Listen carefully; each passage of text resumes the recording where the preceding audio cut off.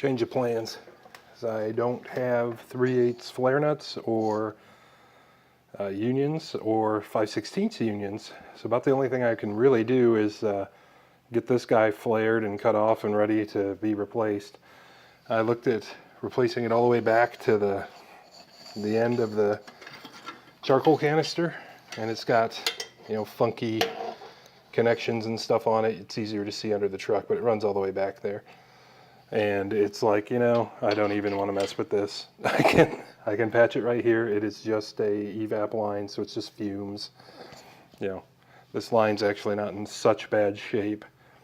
So anyway, that's about all I can do. But what I wanted to show you guys, I told you before, you know, make sure you get one of these little ones when you buy your kit stuff, and this is why.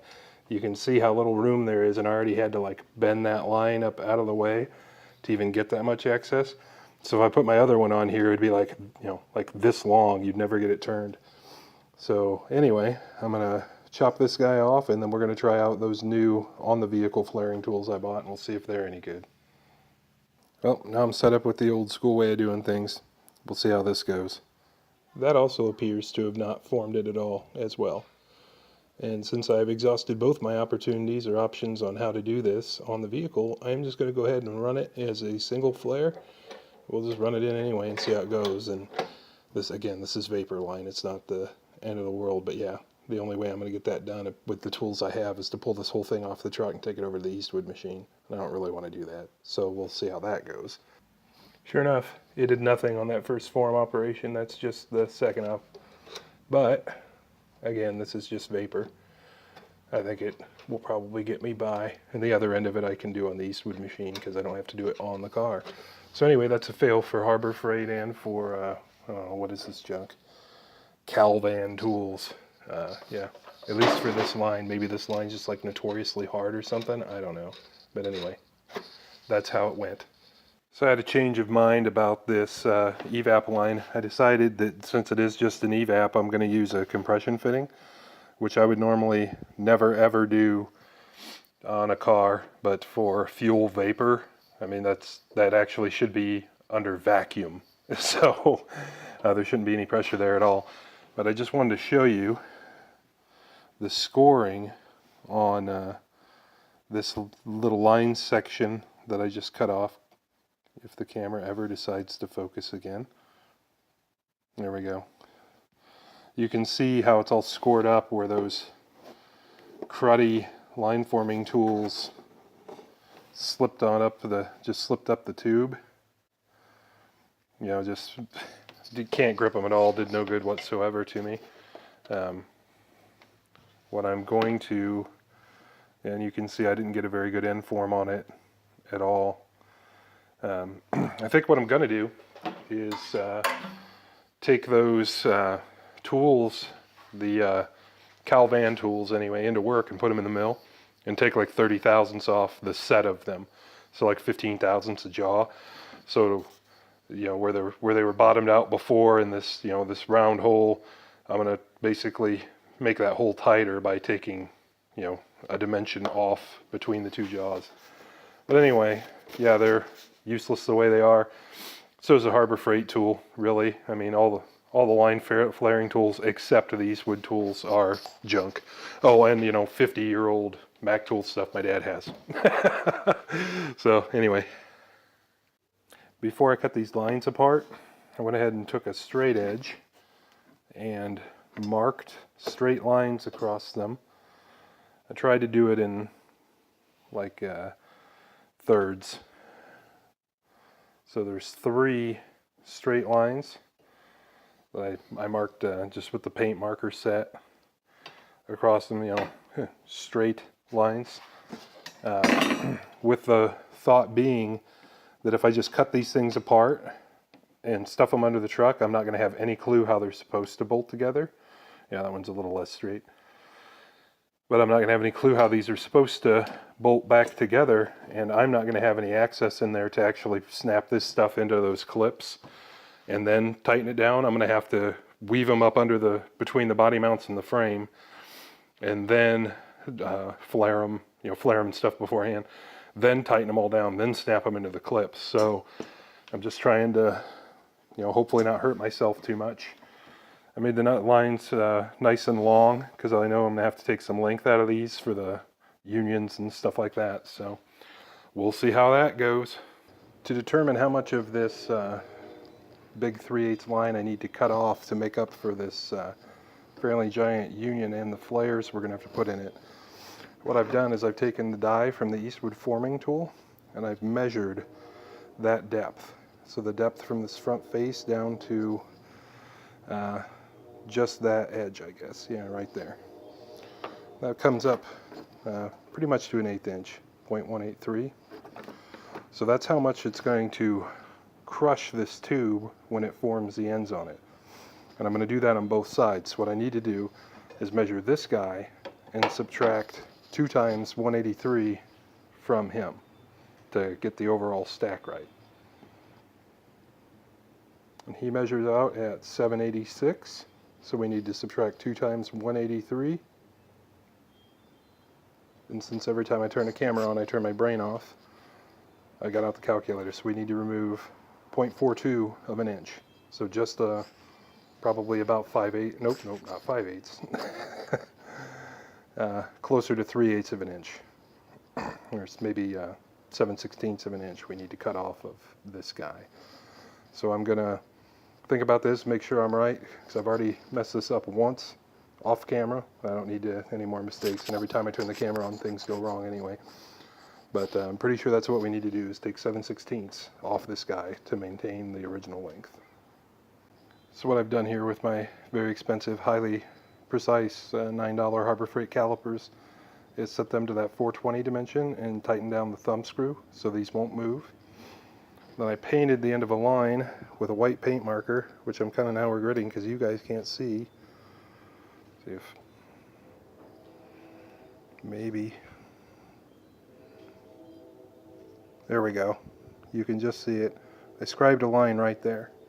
So I took the edge of the caliper and just scribed a line. So that is probably as good as I'm going to be able to mark it anyway. But that's how I'm going to do it, and that's how much I'm going to cut off, and we're going to hope that I don't screw it up.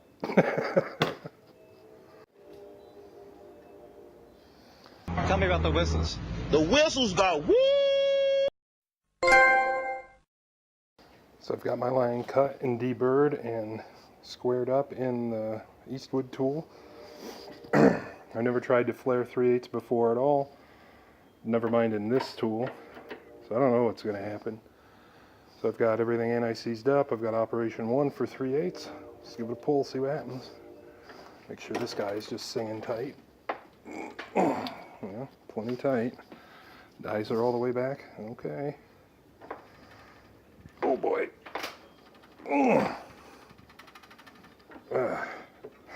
Well, requires some effort. Up 2, 3/8. Yeah, let's find out.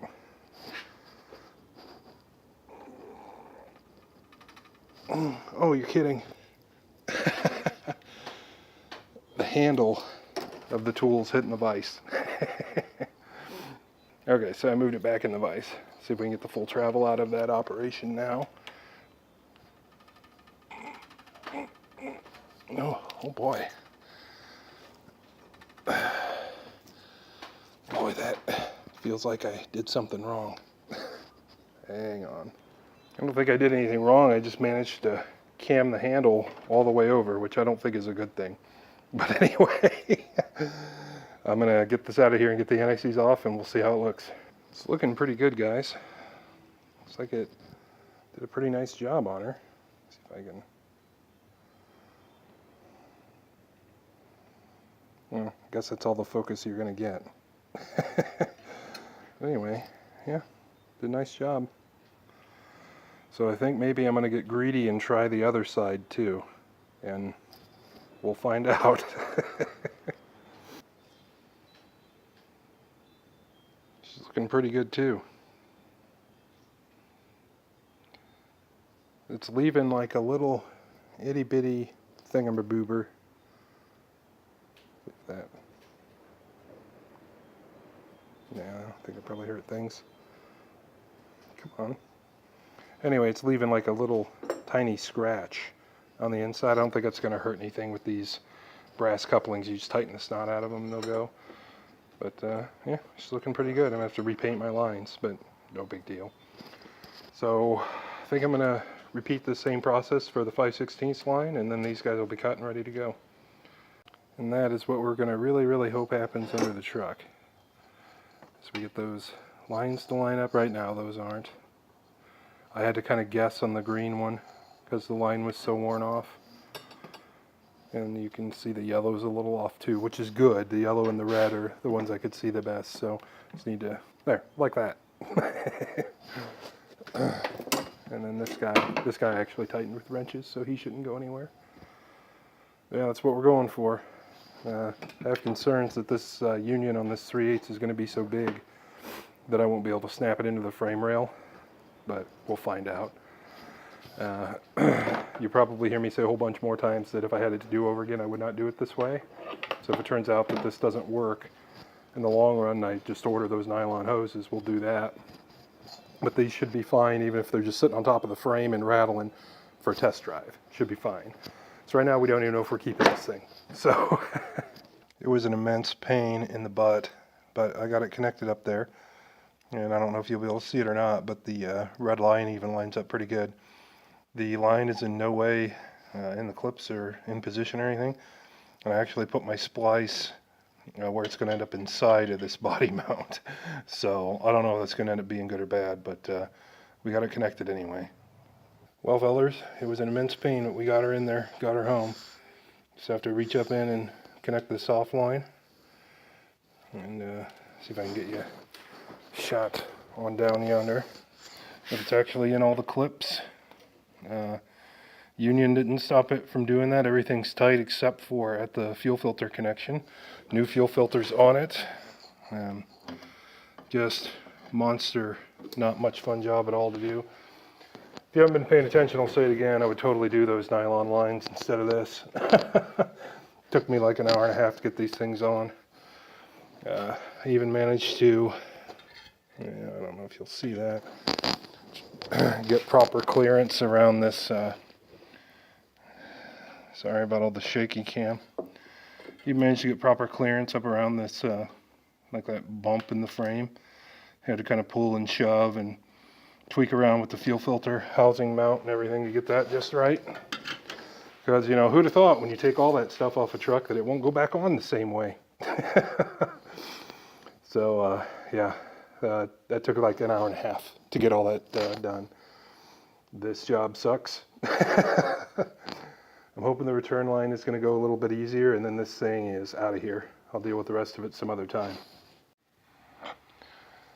All right, so I got the return line under the truck, and my biggest fear with it came true. I put that splice in the return line literally right on top of where that frame clip is. And I've had it in all the frame clips before, so I know it actually will fit. I just have to like pull it that way to get it in. So yeah, what I'm going to do here in a second is I'm going to take a measurement there from like that arch. See if I can get a wider angle here. Yeah, from like where it bends down over that frame clip, I'm going to measure to where my union is. So if you guys are crazy enough to try and do what I did, which I don't recommend, you'll know not to put that where I did.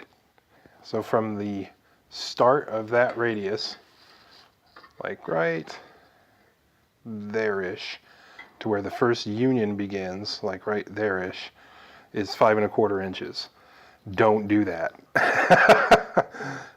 What you're probably going to want to do is shoot more for 4 inches or maybe even 3. It looks like there's plenty of space up there on the rail and everything to get it in if you move it much further to the right. So I would say shoot for 3 or 4 inches from, you know, that turn at the frame right there, and put your splice in there. I hit, and on the other one, the supply line that runs behind it, which is a little harder to see, I would say shoot for more like 7 inches, because that should put the union to the left of that clip, so then both unions aren't right next to each other. So if you want to repeat my poor decisions and not use those nylon lines that I really think you want to use, you know, make them the dimensions I just said, and they should go on the truck better than these do. As it is, I know I've had them in the clips before. I don't know that they'll stay. I've got some stainless steel zip ties that when I get all done, I may actually just wrap all the way around the frame and the lines just to make sure they stay in, because you don't want those vibrating going on the street. So anyway, time to get this job done. So I got it all put back together, hit the key, and it just starts, I wonder, maybe. And it just starts dumping gas out of the supply. Which, if that looks like fun to get to, you're exactly right, it's a real pain. So it's like, why in the world should it do that? It was all clipped together. Well, that's why. The old supply line, which I cut off, has this grommet on the end of it right there. So the actual gasket for the line came off with the old one. So now I've got to try and pry that off of there without messing it up. And I guess stuff it over the end of the new line. We'll see what happens. But yeah, gas was just going everywhere. Lots of fun.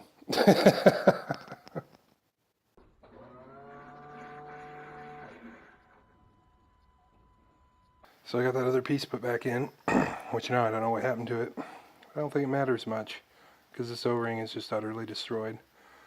So put that other piece back in, hit the key, it's leaking just as much gas. So this thing's hard as a rock and all ripped up. So I'm going to hope that you can buy repair kits for these things.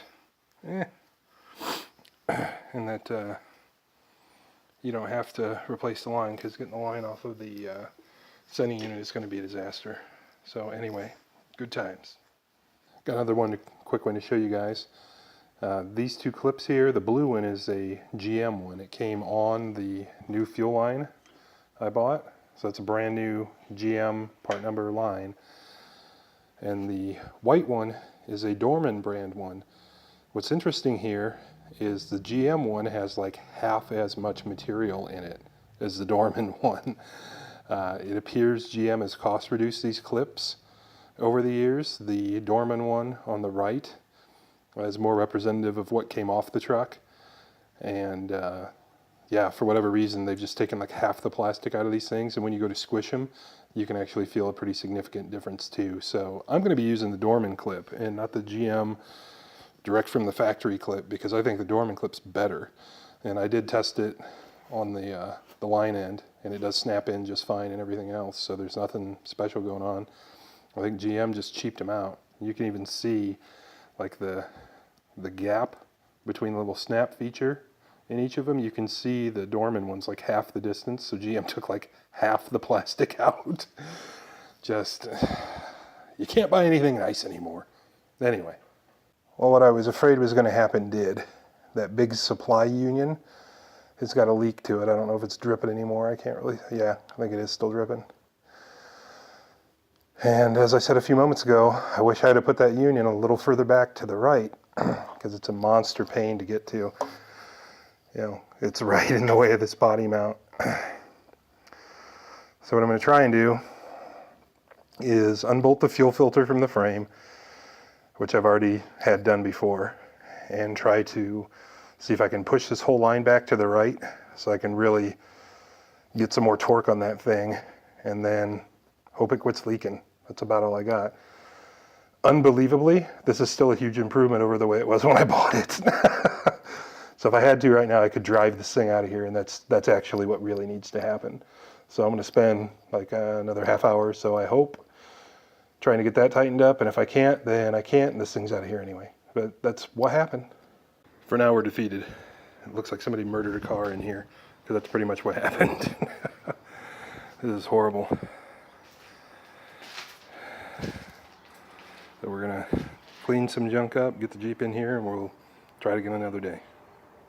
All right, so for right now, I think we're just gonna have to call that a kind of a project wrap or a series wrap or whatever you want to say, because I'm just flat out of time for the thing.